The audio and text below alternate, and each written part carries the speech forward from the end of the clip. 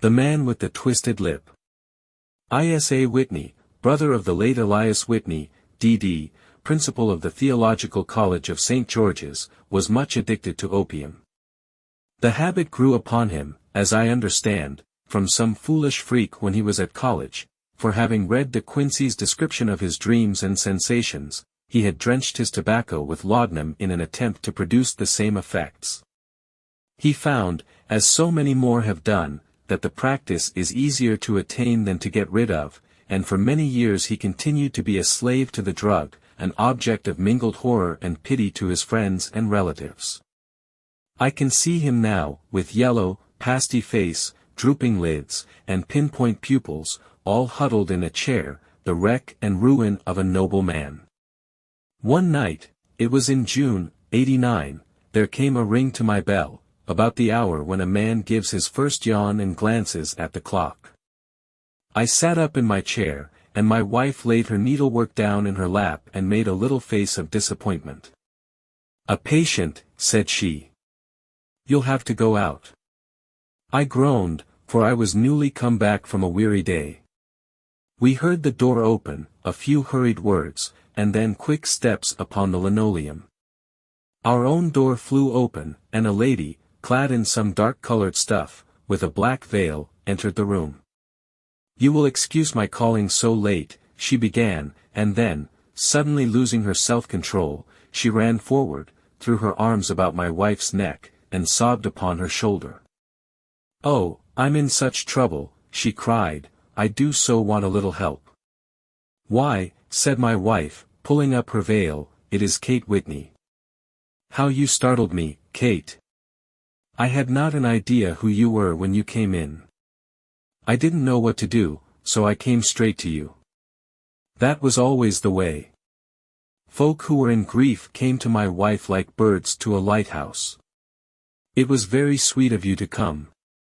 Now, you must have some wine and water, and sit here comfortably and tell us all about it. Or should you rather that I sent James off to bed?" "Oh, no, no. I want the doctor's advice and help, too. It's about Isa. He has not been home for 2 days. I am so frightened about him." It was not the first time that she had spoken to us of her husband's trouble, to me as a doctor, to my wife as an old friend and school companion. We soothed and comforted her by such words as we could find. Did she know where her husband was? Was it possible that we could bring him back to her? It seems that it was. She had the surest information that of late he had, when the fit was on him, made use of an opium den in the farthest east of the city. Hitherto his orgies had always been confined to one day, and he had come back, twitching and shattered, in the evening. But now the spell had been upon him 48 hours, and he lay there, doubtless among the dregs of the docks, breathing in the poison or sleeping off the effects. There he was to be found, she was sure of it, at the Bar of Gold, in Upper Swandam Lane. But what was she to do? How could she, a young and timid woman, make her way into such a place and pluck her husband out from among the ruffians who surrounded him? There was the case, and of course there was but one way out of it. Might I not escort her to this place? And then, as a second thought, why should she come at all? I was Isa Whitney's medical adviser, and as such I had influence over him. I could manage it better if I were alone. I promised her on my word that I would send him home in a cab within 2 hours if he were indeed at the address which she had given me. And so in 10 minutes I had left my armchair and cheery sitting room behind me, and was speeding eastward in a hansom on a strange errand, as it seemed to me at the time, though the future only could show how strange it was to be. But there was no great difficulty in the first stage of my adventure.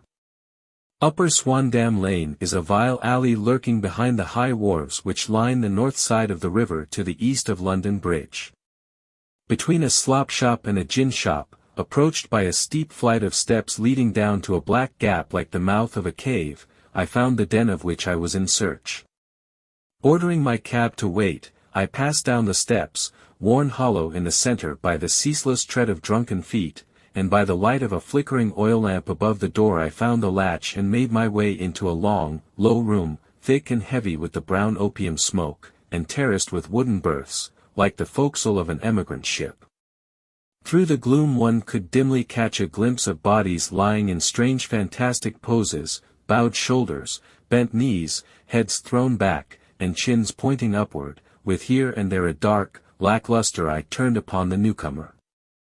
Out of the black shadows there glimmered little red circles of light, now bright, now faint, as the burning poison waxed or waned in the bowls of the metal pipes.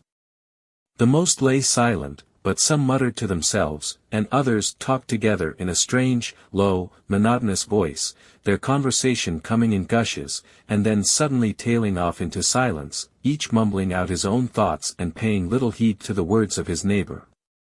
At the farther end was a small brazier of burning charcoal, beside which on a three-legged wooden stool there sat a tall, thin old man, with his jaw resting upon his two fists, and his elbows upon his knees, staring into the fire. As I entered, a sallow Malay attendant had hurried up with a pipe for me and a supply of the drug, beckoning me to an empty berth. "Thank you. I have not come to stay," said I. "There is a friend of mine here, Mr. Isa Whitney, and I wish to speak with him." There was a movement and an exclamation from my right, and peering through the gloom, I saw Whitney, pale, haggard, and unkempt, staring out at me.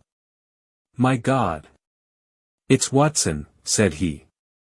He was in a pitiable state of reaction, with every nerve in a twitter. "I say, Watson, what o'clock is it?" "Nearly 11. "Of what day?" "Of Friday, June 19th. "Good heavens! I thought it was Wednesday." "It is Wednesday. What do you want to frighten a chap for?" He sank his face onto his arms and began to sob in a high treble key. "I tell you that it is Friday, man. Your wife has been waiting this 2 days for you. You should be ashamed of yourself." "So I am. But you've got mixed, Watson, for I have only been here a few hours, 3 pipes, 4 pipes, I forget how many. But I'll go home with you. I wouldn't frighten Kate, poor little Kate. Give me your hand. Have you a cab?" "Yes, I have one waiting." "Then I shall go in it. But I must owe something." "Find what I owe, Watson. I am all off color. I can do nothing for myself." I walked down the narrow passage between the double row of sleepers, holding my breath to keep out the vile, stupefying fumes of the drug, and looking about for the manager. As I passed the tall man who sat by the brazier I felt a sudden pluck at my skirt, and a low voice whispered, "Walk past me, and then look back at me."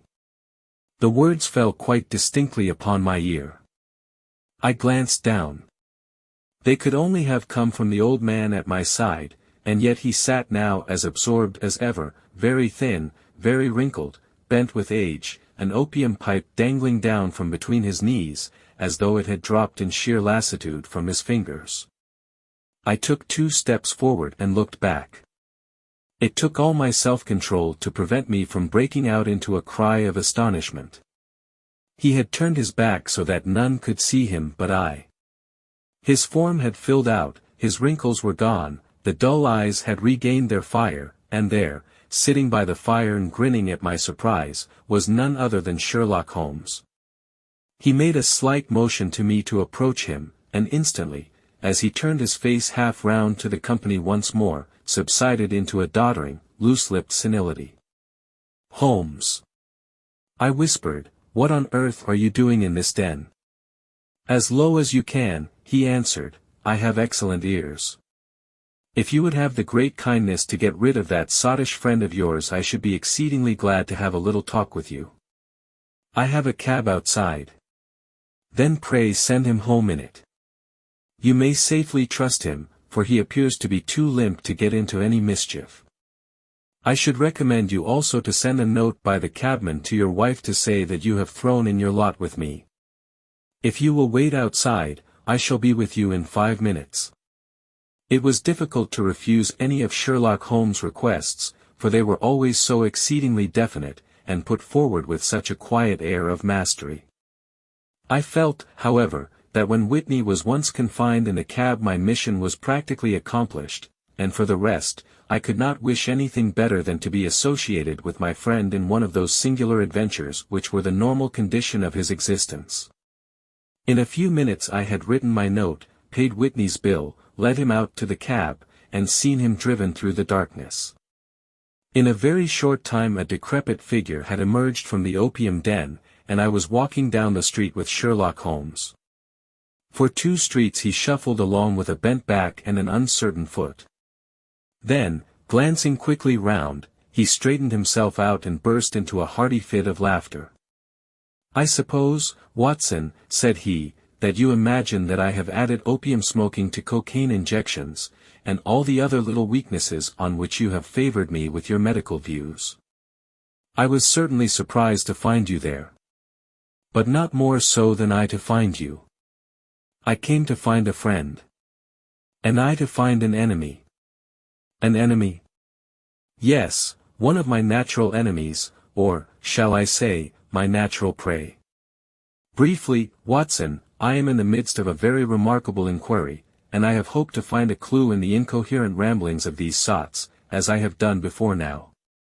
Had I been recognized in that den my life would not have been worth an hour's purchase, for I have used it before now for my own purposes, and the rascally Lasker who runs it has sworn to have vengeance upon me.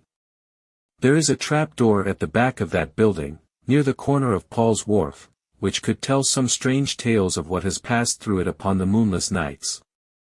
"What? You do not mean bodies?" "Aye, bodies, Watson. We should be rich men if we had £1,000 for every poor devil who has been done to death in that den. It is the vilest murder trap on the whole riverside, and I fear that Neville St. Clair has entered it never to leave it more. But our trap should be here." He put his 2 forefingers between his teeth and whistled shrilly, a signal which was answered by a similar whistle from the distance, followed shortly by the rattle of wheels and the clink of horses' hoofs.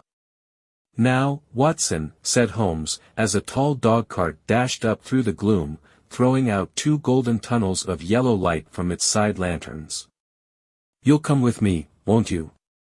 If I can be of use." "Oh, a trusty comrade is always of use, and the chronicler still more so. My room at the Cedars is a double-bedded one." "The Cedars?" "Yes, that is Mr. St. Clair's house. I am staying there while I conduct the inquiry." "Where is it, then?" "Near Lee, in Kent. We have a 7-mile drive before us." "But I am all in the dark." "Of course you are. You'll know all about it presently. Jump up here." "All right, John, we shall not need you. Here's £half-a-crown. Look out for me tomorrow, about 11. Give her her head. So long, then." He flicked the horse with his whip, and we dashed away through the endless succession of sombre and deserted streets, which widened gradually, until we were flying across a broad balustrade bridge, with the murky river flowing sluggishly beneath us. Beyond lay another dull wilderness of bricks and mortar, its silence broken only by the heavy, regular footfall of the policeman, or the songs and shouts of some belated party of revellers. A dull wrack was drifting slowly across the sky, and a star or 2 twinkled dimly here and there through the rifts of the clouds.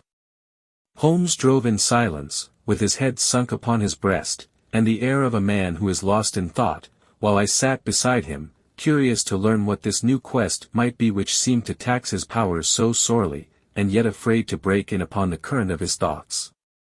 We had driven several miles, and were beginning to get to the fringe of the belt of suburban villas, when he shook himself, shrugged his shoulders, and lit up his pipe with the air of a man who has satisfied himself that he is acting for the best. "You have a grand gift of silence, Watson," said he. "It makes you quite invaluable as a companion. 'Pon my word, it is a great thing for me to have someone to talk to, for my own thoughts are not over-pleasant.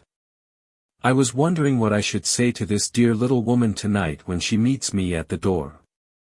You forget that I know nothing about it. I shall just have time to tell you the facts of the case before we get to Lee. It seems absurdly simple, and yet, somehow I can get nothing to go upon. There's plenty of thread, no doubt, but I can't get the end of it into my hand. Now, I'll state the case clearly and concisely to you, Watson, and maybe you can see a spark where all is dark to me. Proceed, then. Some years ago, to be definite, in May, 1884, there came to Lee a gentleman, Neville St. Clair by name, who appeared to have plenty of money. He took a large villa, laid out the grounds very nicely, and lived generally in good style. By degrees he made friends in the neighborhood, and in 1887 he married the daughter of a local brewer, by whom he now has 2 children. He had no occupation, but was interested in several companies and went into town as a rule in the morning, returning by the 5:14 from Cannon Street every night. Mr. St. Clair is now 37 years of age, is a man of temperate habits, a good husband, a very affectionate father, and a man who is popular with all who know him. I may add that his whole debts at the present moment, as far as we have been able to ascertain, amount to £88 tens, while he has £220 standing to his credit in the Capital and Counties Bank. There is no reason, therefore, to think that money troubles have been weighing upon his mind. Last Monday Mr. Neville St. Clair went into town rather earlier than usual, remarking before he started that he had 2 important commissions to perform, and that he would bring his little boy home a box of bricks. Now, by the merest chance, his wife received a telegram upon this same Monday, very shortly after his departure, to the effect that a small parcel of considerable value which she had been expecting was waiting for her at the offices of the Aberdeen Shipping Company.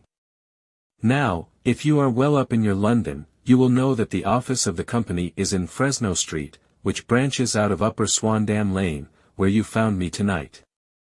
Mrs. St. Clair had her lunch, started for the city, did some shopping, proceeded to the company's office, got her packet, and found herself at exactly 4:35 walking through Swandam Lane on her way back to the station.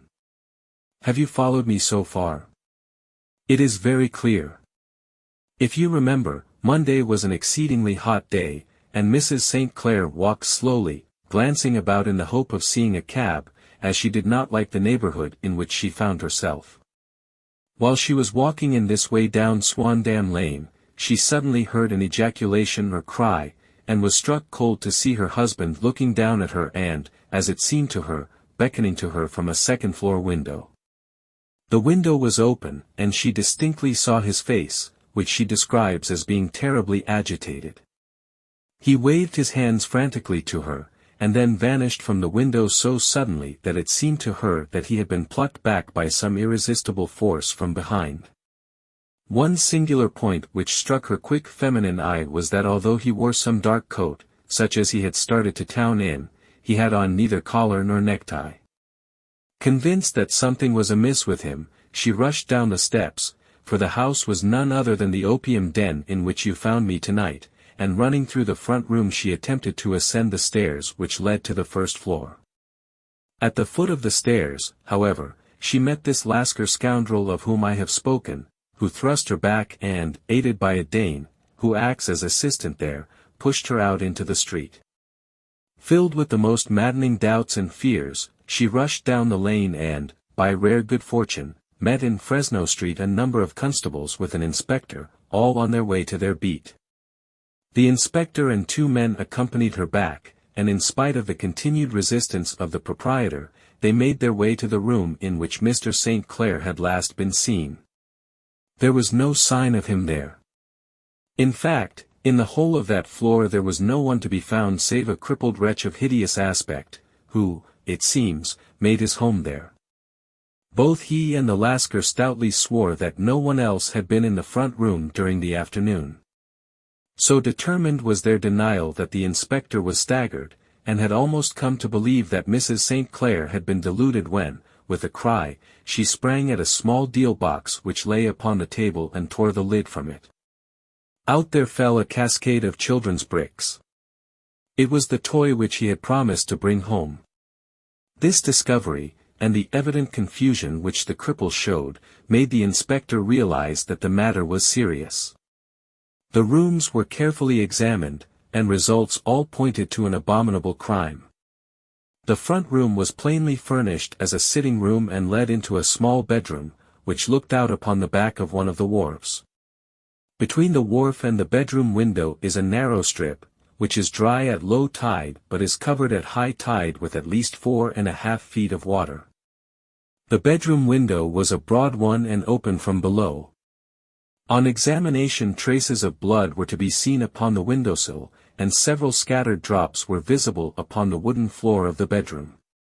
Thrust away behind a curtain in the front room were all the clothes of Mr. Neville St. Clair, with the exception of his coat. His boots, his socks, his hat, and his watch, all were there.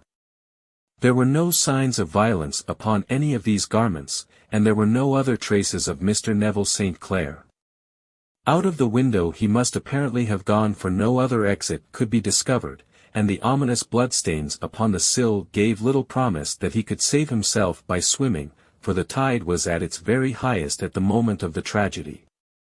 And now as to the villains who seemed to be immediately implicated in the matter. The Lascar was known to be a man of the vilest antecedents, but as, by Mrs. St. Clair's story, he was known to have been at the foot of the stair within a very few seconds of her husband's appearance at the window, he could hardly have been more than an accessory to the crime. His defense was one of absolute ignorance, and he protested that he had no knowledge as to the doings of Hugh Boone, his lodger, and that he could not account in any way for the presence of the missing gentleman's clothes. So much for the Lascar manager. Now for the sinister cripple who lives upon the second floor of the opium den, and who was certainly the last human being whose eyes rested upon Neville St. Clair. His name is Hugh Boone, and his hideous face is one which is familiar to every man who goes much to the city. He is a professional beggar, though in order to avoid the police regulations he pretends to a small trade in wax vestas. Some little distance down Threadneedle Street, upon the left-hand side, there is, as you may have remarked, a small angle in the wall. Here it is that this creature takes his daily seat, cross-legged with his tiny stock of matches on his lap, and as he is a piteous spectacle a small rain of charity descends into the greasy leather cap which lies upon the pavement beside him. I have watched the fellow more than once before ever I thought of making his professional acquaintance, and I have been surprised at the harvest which he has reaped in a short time.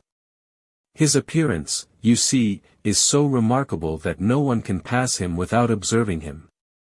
A shock of orange hair, a pale face disfigured by a horrible scar, which, by its contraction, has turned up the outer edge of his upper lip, a bulldog chin, and a pair of very penetrating dark eyes, which present a singular contrast to the color of his hair, all mark him out from amid the common crowd of mendicants, and so, too, does his wit, for he is ever ready with a reply to any piece of chaff which may be thrown at him by the passers-by.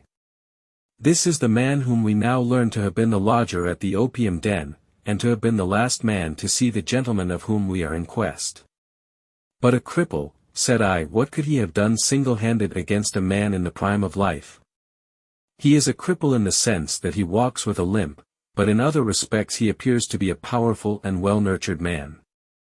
Surely your medical experience would tell you, Watson, that weakness in one limb is often compensated for by exceptional strength in the others. Pray continue your narrative. Mrs. St. Clair had fainted at the sight of the blood upon the window, and she was escorted home in a cab by the police, as her presence could be of no help to them in their investigations. Inspector Barton, who had charge of the case, made a very careful examination of the premises, but without finding anything which threw any light upon the matter. One mistake had been made in not arresting Boone instantly, as he was allowed some few minutes during which he might have communicated with his friend the Lascar, but this fault was soon remedied, and he was seized and searched, without anything being found which could incriminate him. There were, it is true, some blood stains upon his right shirt sleeve, but he pointed to his ring finger, which had been cut near the nail, and explained that the bleeding came from there, adding that he had been to the window not long before, and that the stains which had been observed there came doubtless from the same source. He denied strenuously having ever seen Mr. Neville St. Clair and swore that the presence of the clothes in his room was as much a mystery to him as to the police. As to Mrs. St. Clair's assertion that she had actually seen her husband at the window, he declared that she must have been either mad or dreaming. He was removed, loudly protesting, to the police station, while the inspector remained upon the premises in the hope that the ebbing tide might afford some fresh clue. And it did, though they hardly found upon the mud bank what they had feared to find.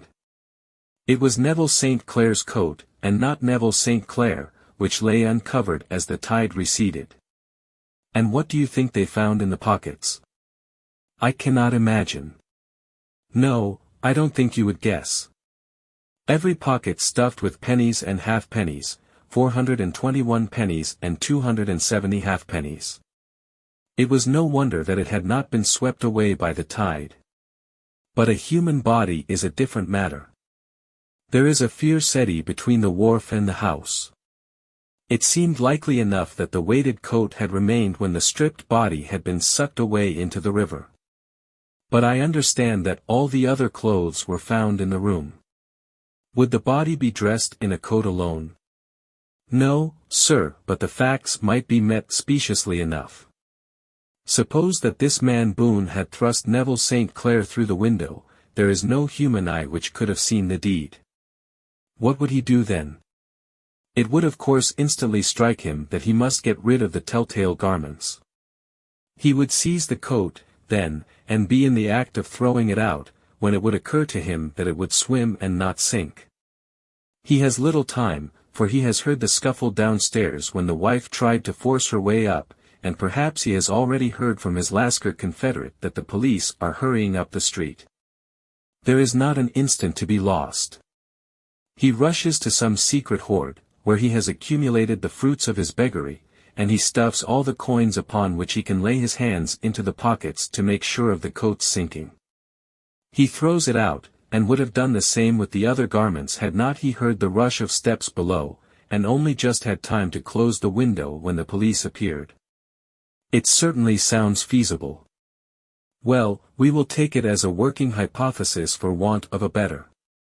Boone, as I have told you, was arrested and taken to the station, but it could not be shown that there had ever before been anything against him. He had for years been known as a professional beggar, but his life appeared to have been a very quiet and innocent one.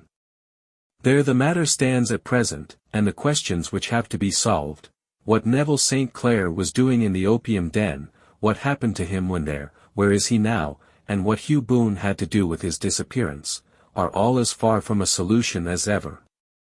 I confess that I cannot recall any case within my experience which looked at the first glance so simple and yet which presented such difficulties. While Sherlock Holmes had been detailing this singular series of events, we had been whirling through the outskirts of the great town until the last straggling houses had been left behind, and we rattled along with a country hedge upon either side of us. Just as he finished, however, we drove through two scattered villages, where a few lights still glimmered in the windows. "We are on the outskirts of Lee," said my companion. "We have touched on 3 English counties in our short drive, starting in Middlesex, passing over an angle of Surrey, and ending in Kent. See that light among the trees? That is the Cedars, and beside that lamp sits a woman whose anxious ears have already, I have little doubt, caught the clink of our horses' feet. But why are you not conducting the case from Baker Street?" I asked. "Because there are many inquiries which must be made out here. Mrs. St. Clair has most kindly put 2 rooms at my disposal, and you may rest assured that she will have nothing but a welcome from my friend and colleague. I hate to meet her, Watson, when I have no news of her husband. Here we are. Whoa, there, whoa." We had pulled up in front of a large villa which stood within its own grounds. A stable boy had run out to the horse's head, and springing down, I followed Holmes up the small, winding gravel drive which led to the house. As we approached, the door flew open, and a little blonde woman stood in the opening, clad in some sort of light mousseline de soie, with a touch of fluffy pink chiffon at her neck and wrists. She stood with her figure outlined against the flood of light, one hand upon the door, one half raised in her eagerness, her body slightly bent, her head and face protruded, with eager eyes and parted lips, a standing question. "Well?" she cried, "well?" And then, seeing that there were two of us, she gave a cry of hope which sank into a groan as she saw that my companion shook his head and shrugged his shoulders. "No good news?" "None." "No bad?" "No." "Thank God for that. But come in. You must be weary, for you have had a long day. This is my friend, Dr. Watson. He has been of most vital use to me in several of my cases, and a lucky chance has made it possible for me to bring him out and associate him with this investigation." "I am delighted to see you," said she, pressing my hand warmly. "You will, I am sure, forgive anything that may be wanting in our arrangements, when you consider the blow which has come so suddenly upon us." "My dear madam," said I am an old campaigner, and if I were not I can very well see that no apology is needed. If I can be of any assistance, either to you or to my friend here, I shall be indeed happy." "Now, Mr. Sherlock Holmes," said the lady as we entered a well-lit dining room, upon the table of which a cold supper had been laid out, "I should very much like to ask you one or two plain questions, to which I beg that you will give a plain answer." "Certainly, madam. Do not trouble about my feelings. I am not hysterical, nor given to fainting. I simply wish to hear your real opinion." "Upon what point?" "In your heart of hearts, do you think that Neville is alive?" Sherlock Holmes seemed to be embarrassed by the question. "Frankly, now," she repeated, standing upon the rug and looking keenly down at him as he leaned back in a basket chair. "Frankly, then, madam, I do not." "You think that he is dead?" "I do." "Murdered?" "I don't say that." "Perhaps." "And on what day did he meet his death?" "On Monday." "Then perhaps, Mr. Holmes, you will be good enough to explain how it is that I have received a letter from him today." Sherlock Holmes sprang out of his chair as if he had been galvanized. "What?" he roared. "Yes, today." She stood smiling, holding up a little slip of paper in the air. "May I see it?" "Certainly." He snatched it from her in his eagerness, and smoothing it out upon the table he drew over the lamp and examined it intently. I had left my chair and was gazing at it over his shoulder. The envelope was a very coarse one and was stamped with the Gravesend postmark and with the date of that very day, or rather of the day before, for it was considerably after midnight. "Coarse writing," murmured Holmes. "Surely this is not your husband's writing, madam." "No, but the enclosure is." I perceive also that whoever addressed the envelope had to go and inquire as to the address. "How can you tell that?" "The name, you see, is in perfectly black ink, which has dried itself. The rest is of the grayish color, which shows that blotting paper has been used. If it had been written straight off, and then blotted, none would be of a deep black shade. This man has written the name, and there has then been a pause before he wrote the address, which can only mean that he was not familiar with it. It is, of course, a trifle, but there is nothing so important as trifles. Let us now see the letter. Ha! There has been an enclosure here. Yes, there was a ring. His signet ring. And you are sure that this is your husband's hand? One of his hands. One. His hand when he wrote hurriedly. It is very unlike his usual writing, and yet I know it well. Dearest, do not be frightened. All will come well. There is a huge error which it may take some little time to rectify. Wait in patience. Neville. Written in pencil upon the fly-leaf of a book, octavo size, no watermark. Posted today in Gravesend by a man with a dirty thumb. Ha! And the flap has been gummed, if I am not very much in error, by a person who had been chewing tobacco. And you have no doubt that it is your husband's hand, madam? None. Neville wrote those words. And they were posted today at Gravesend. Well, Mrs. St. Clair, the clouds lighten, though I should not venture to say that the danger is over. But he must be alive, Mr. Holmes. Unless this is a clever forgery to put us on the wrong scent. The ring, after all, proves nothing. It may have been taken from him. No, no, it is his very own writing. Very well. It may, however, have been written on Monday and only posted today. That is possible. If so, much may have happened between. Oh, you must not discourage me, Mr. Holmes. I know that all is well with him. There is so keen a sympathy between us that I should know if evil came upon him. On the very day that I saw him last he cut himself in the bedroom, and yet I in the dining room rushed upstairs instantly with the utmost certainty that something had happened. Do you think that I would respond to such a trifle and yet be ignorant of his death? I have seen too much not to know that the impression of a woman may be more valuable than the conclusion of an analytical reasoner. And in this letter you certainly have a very strong piece of evidence to corroborate your view. But if your husband is alive and able to write letters, why should he remain away from you? I cannot imagine. It is unthinkable. And on Monday he made no remarks before leaving you? No. And you were surprised to see him in Swandam Lane? Very much so. Was the window open? Yes. Then he might have called to you. He might. He only, as I understand, gave an inarticulate cry. Yes. A call for help, you thought? Yes. He waved his hands. But it might have been a cry of surprise. Astonishment at the unexpected sight of you might cause him to throw up his hands. It is possible. And you thought he was pulled back. He disappeared so suddenly. He might have leaped back. You did not see anyone else in the room? No, but this horrible man confessed to having been there, and the Lascar was at the foot of the stairs. Quite so. Your husband, as far as you could see, had his ordinary clothes on. But without his collar or tie. I distinctly saw his bare throat.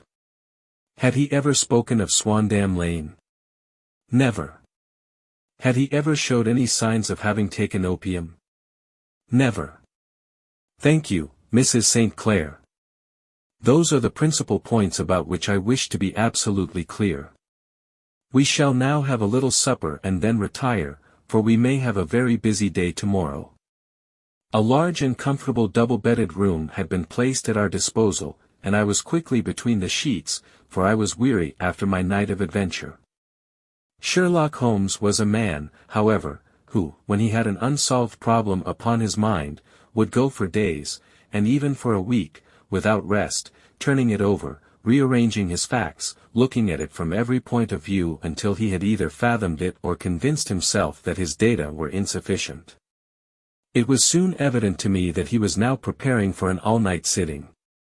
He took off his coat and waistcoat, put on a large blue dressing gown, and then wandered about the room collecting pillows from his bed and cushions from the sofa and armchairs. With these he constructed a sort of Eastern divan, upon which he perched himself cross-legged, with an ounce of shag tobacco and a box of matches laid out in front of him. In the dim light of the lamp I saw him sitting there, an old briar pipe between his lips, his eyes fixed vacantly upon the corner of the ceiling, the blue smoke curling up from him, silent, motionless, with the light shining upon his strong-set aquiline features. So he sat as I dropped off to sleep, and so he sat when a sudden ejaculation caused me to wake up, and I found the summer sun shining into the apartment. The pipe was still between his lips, the smoke still curled upward, and the room was full of a dense tobacco haze, but nothing remained of the heap of shag which I had seen upon the previous night. "Awake, Watson?" he asked. "Yes." "Game for a morning drive?" "Certainly." Then dress. No one is stirring yet, but I know where the stable boy sleeps, and we shall soon have the trap out." He chuckled to himself as he spoke, his eyes twinkled, and he seemed a different man to the somber thinker of the previous night. As I dressed I glanced at my watch. It was no wonder that no one was stirring. It was 25 minutes past 4. I had hardly finished when Holmes returned with the news that the boy was putting in the horse. "I want to test a little theory of mine," said he, pulling on his boots. "I think, Watson, that you are now standing in the presence of one of the most absolute fools in Europe. I deserve to be kicked from here to Charing Cross. But I think I have the key of the affair now." "And where is it?" I asked, smiling. "In the bathroom," he answered. "Oh, yes, I am not joking," he continued, seeing my look of incredulity. "I have just been there, and I have taken it out, and I have got it in this Gladstone bag. Come on, my boy, and we shall see whether it will not fit the lock." We made our way downstairs as quietly as possible, and out into the bright morning sunshine. In the road stood our horse and trap, with the half-clad stable boy waiting at the head. We both sprang in, and away we dashed down the London road. A few country carts were stirring, bearing in vegetables to the metropolis, but the lines of villas on either side were as silent and lifeless as some city in a dream. "It has been in some points a singular case," said Holmes, flicking the horse on into a gallop.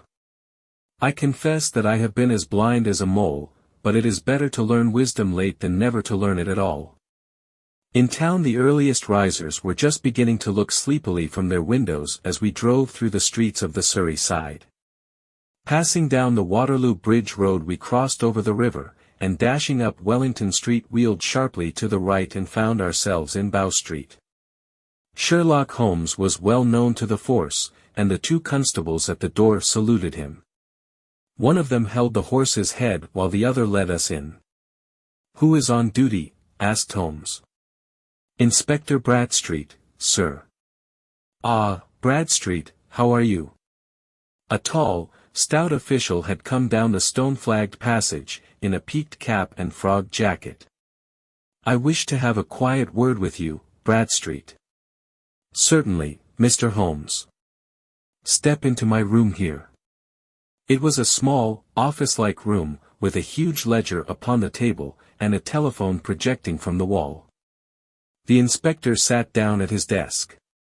"What can I do for you, Mr. Holmes?" "I called about that beggar man, Boone, the one who was charged with being concerned in the disappearance of Mr. Neville St. Clair, of Lee." "Yes. He was brought up and remanded for further inquiries." "So I heard. You have him here?" "In the cells." "Is he quiet?" "Oh, he gives no trouble. But he is a dirty scoundrel." "Dirty?" "Yes, it is all we can do to make him wash his hands, and his face is as black as a tinker's. Well, when once his case has been settled, he will have a regular prison bath, and I think, if you saw him, you would agree with me that he needed it." "I should like to see him very much." "Would you?" "That is easily done. Come this way. You can leave your bag." "No, I think that I'll take it." "Very good.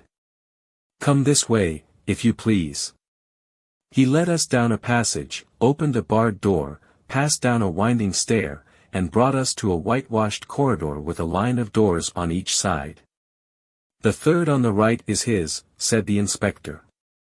"Here it is." He quietly shot back a panel in the upper part of the door and glanced through.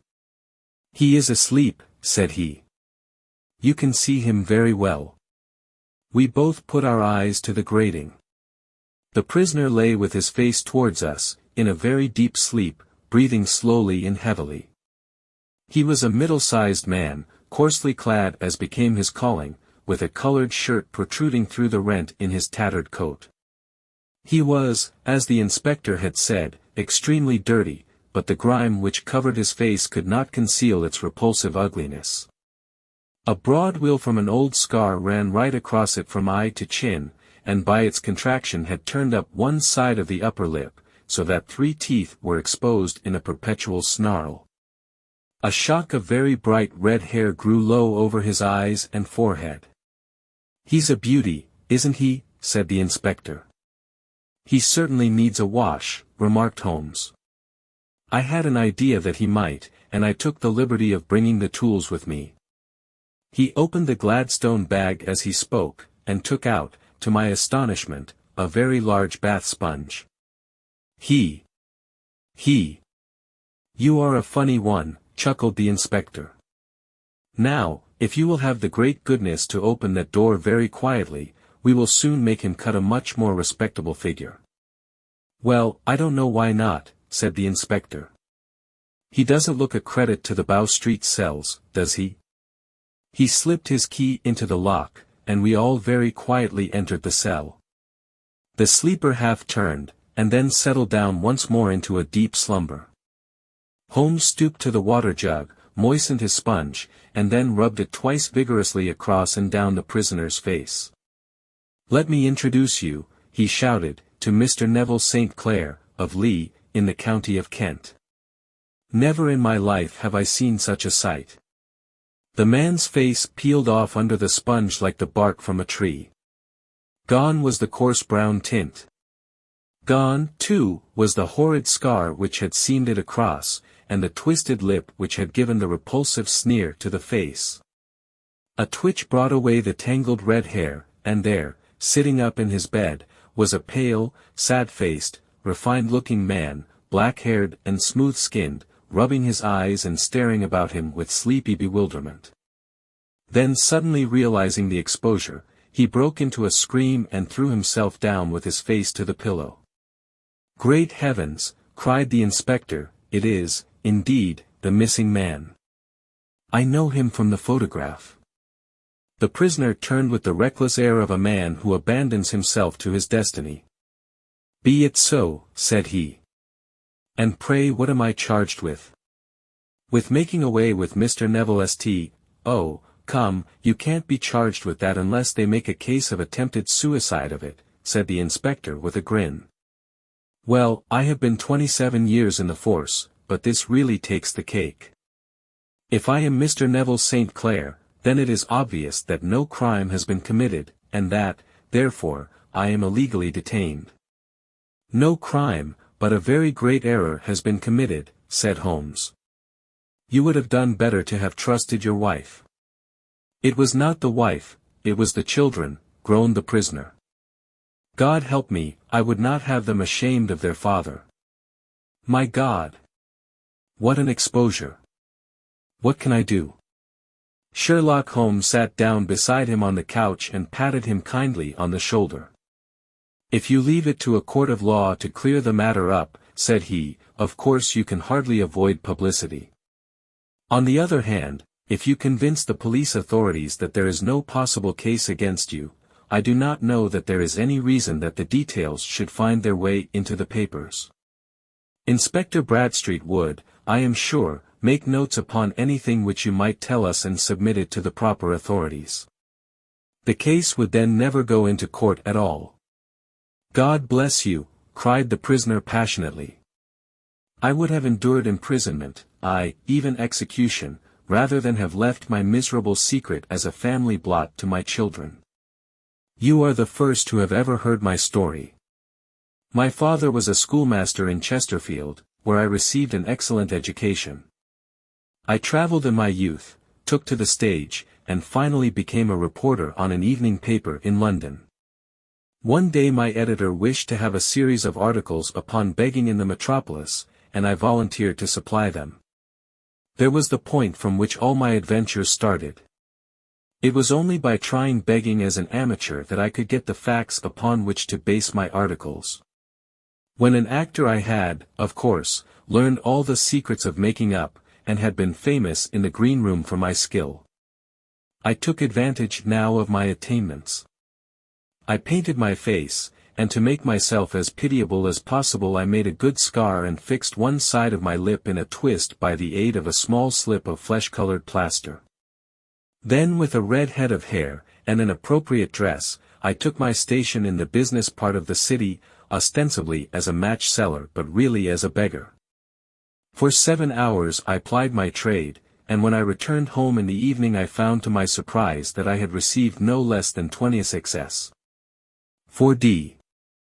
I wrote my articles and thought little more of the matter until, some time later, I backed a bill for a friend and had a writ served upon me for £25. I was at my wit's end where to get the money, but a sudden idea came to me. I begged a fortnight's grace from the creditor, asked for a holiday from my employers, and spent the time in begging in the city under my disguise. In 10 days I had the money and had paid the debt. Well, you can imagine how hard it was to settle down to arduous work at £2 a week when I knew that I could earn as much in a day by smearing my face with a little paint, laying my cap on the ground, and sitting still. It was a long fight between my pride and the money, but the dollars won at last, and I threw up reporting and sat day after day in the corner which I had first chosen, inspiring pity by my ghastly face and filling my pockets with coppers. Only one man knew my secret. He was the keeper of a low den in which I used to lodge in Swandam Lane, where I could every morning emerge as a squalid beggar and in the evenings transform myself into a well-dressed man about town. This fellow, a Lascar, was well paid by me for his rooms, so that I knew that my secret was safe in his possession. Well, very soon I found that I was saving considerable sums of money.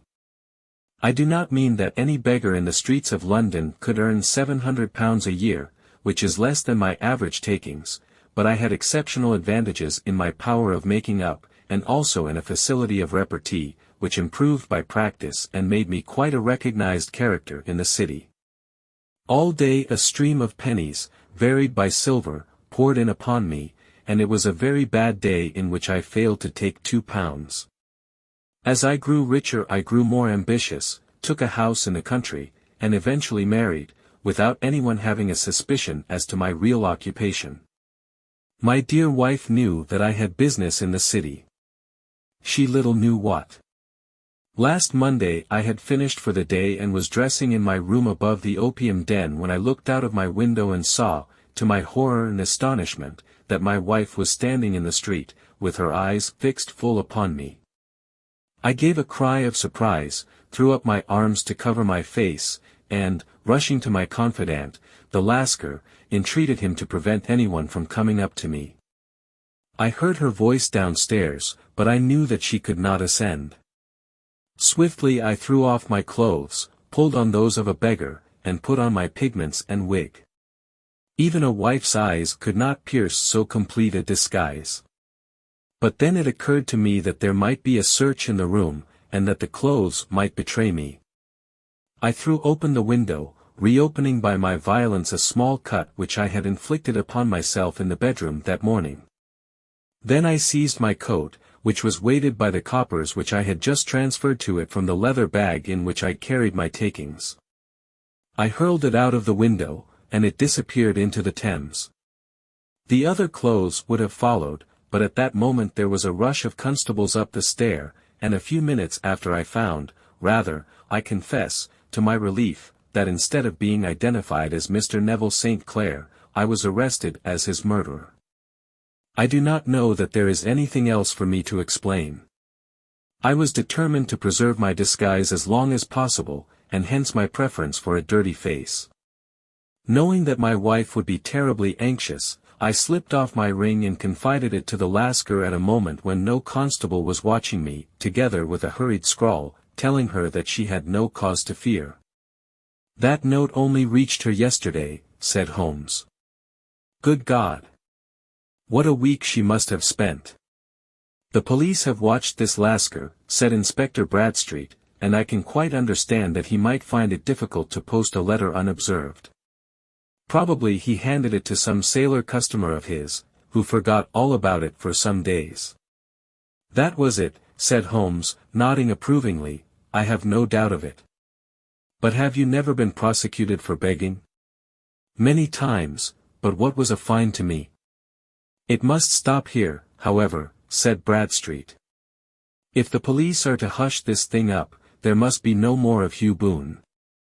I have sworn it by the most solemn oaths which a man can take.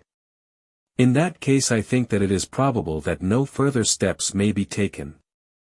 But if you are found again, then all must come out. I am sure, Mr. Holmes, that we are very much indebted to you for having cleared the matter up. I wish I knew how you reach your results. I reached this one, said my friend, by sitting upon 5 pillows and consuming an ounce of shag.